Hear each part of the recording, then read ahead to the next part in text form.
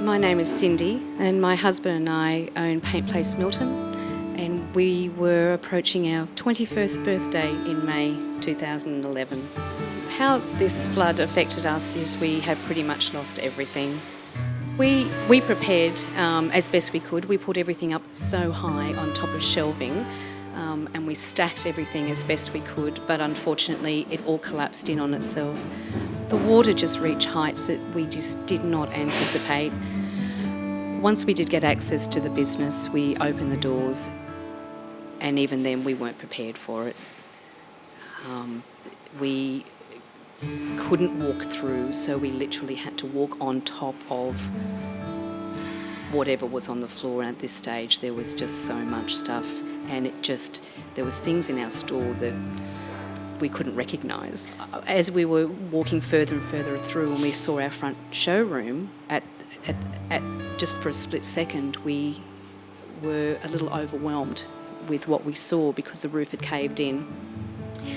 And I think the breaking point for us, even with all of that and everything that we had been through with some of our friends the day before, when we saw our fiberglass horse Chester, who's proudly been out the front, just lying there on the side, covered in mud and paint. That was just too much for both of us.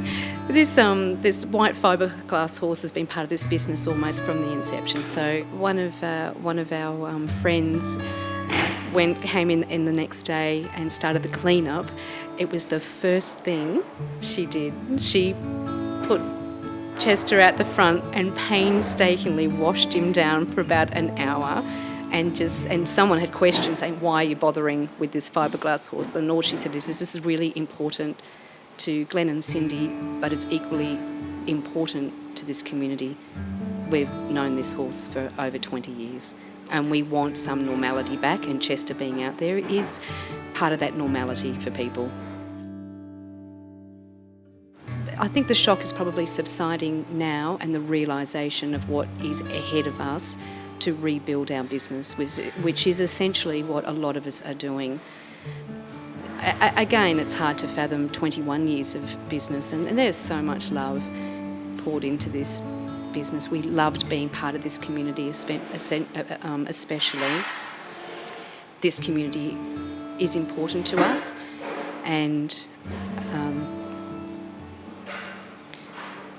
we will rebuild.